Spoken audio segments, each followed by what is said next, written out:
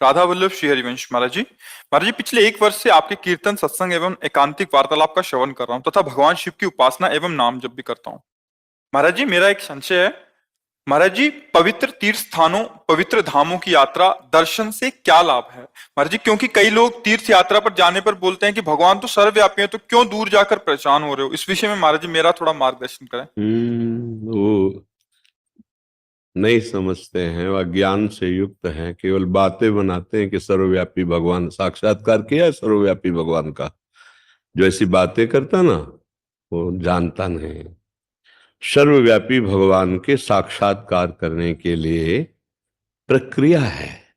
जैसे हमने बताया कि मेहंदी के पत्ते पत्ते में लालिमा छिपी हुई, लेकिन फाड़ के देख लो पत्ता आप, कहीं अगर हरे के सिवा लाली दिखाई दे तो मुझे बताना।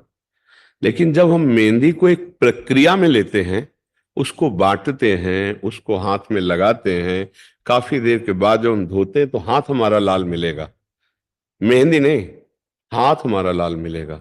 तो लाली मेहंदी में ही है, लेकिन एक प्रक्रिया से अनुभव में आए ना।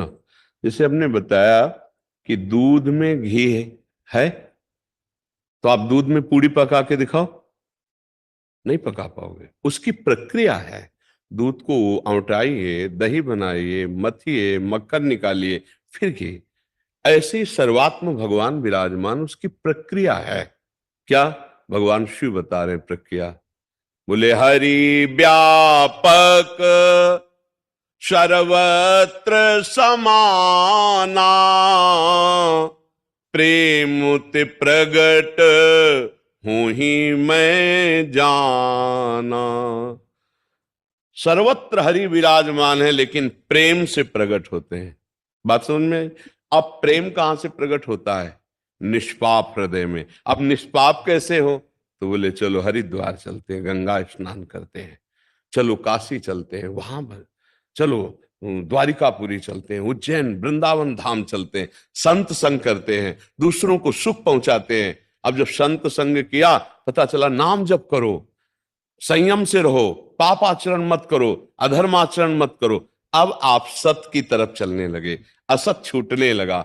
नाम जप से, सदाचरण से, तीर्थों के अवगाहन से, साधु समागम से हमारे जन्म जन्म के पाप नष्ट होने लगे, हृदय पवित्र होने लगा, भगवान को पुकारने लगे, हे नाथ कब दर्शन दोगे, हे प्रभु। अब प्रेम आ रहा है, और जहां विकलता बढ़ी कि अब रहा नहीं जा रहा भगवान के, उसी दिन भगवान दर्शन दे देंगे। कैसी विकलता होनी चाहिए?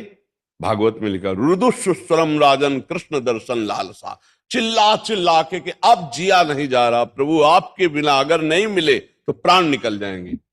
ऐसा भगवान के प्रति। बोले भगवान के दर्शन के लिए विकलता कैसी चाहिए? एक शिष्य ने पूछा, तो बोले चलो यमुना जी ले गए, बोले डुबकी लगाओ, लगाया, दबा दिया, और थोड़ी देर तो ऐसे रहा, जब श्वास लेने को एकदम ऐसे निकला, और कहा गुरुजी अगर अब ना निकलते तो प्राण निकल जाते। बोले ऐसी जब विकलता होगी जैसे अभी श्वास लेने के लिए थी, कि अगर अब ना मिली तो प्राण निकल जाएंगे, ऐसे अगर अब हरि ना मिले तो प्राण निकल, उसी दिन भगवान का साक्षात्कार हो जाए।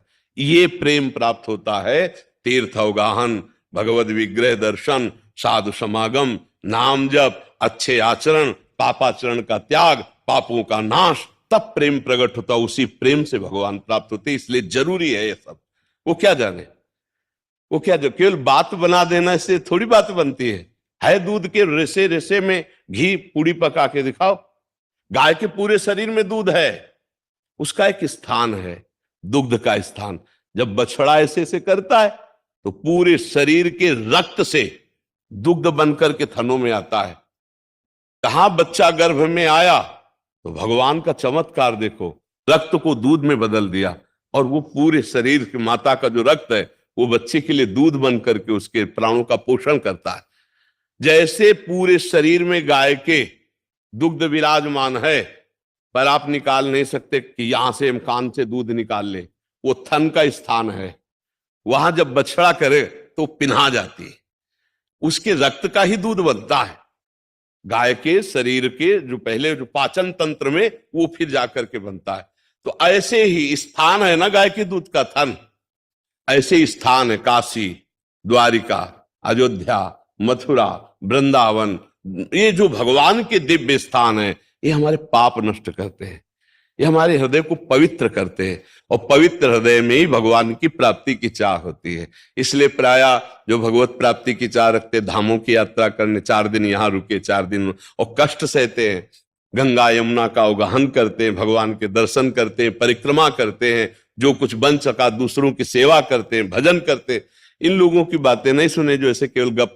तो जब प्राप्त करने की बात आएगी तो भागोगे तुम भी, चलो अमुक जगह के संतों के मिले, अमुक संतों से मिले, क्योंकि बिना सत्संग के, बिना तीर्थ अवगाहन के, बिना भजन के, बिना पवित्रता के भगवान को किसने पाया? केवल बातों बनाने से थोड़ी भगवान प्राप्त हो जाते हैं, समझ पा रहे हो आप? इसलिए आवश्यक है ये, उनकी बातें मत मानो।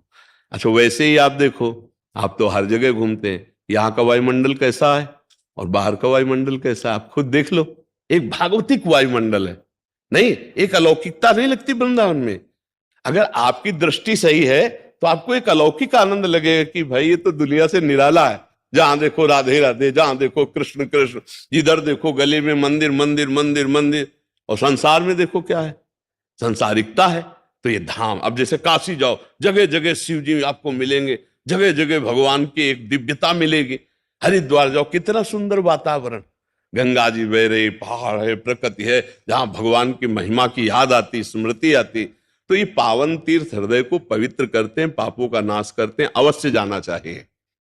पर वहां के संयम जान लेने चाहिए कि वहां पाप ना बन पावे, वहां गंदी बात कोई ऐसी ना हो जाए, क्योंकि बाहर गंदी बात हुई तो वहां नष्ट हो जाएंगे, वहां अगर हो गई तो बहुत मुश्किल पड़ेगा नष्ट होना। तो इसलिए बहुत सावधानी से तीर्थों में जाए, दूसरों का खाने की चेष्टा न करे, दूसरों को सताने की चेष्टा न करे, कोई पापाचरण न करे, अपने को कष्ट दे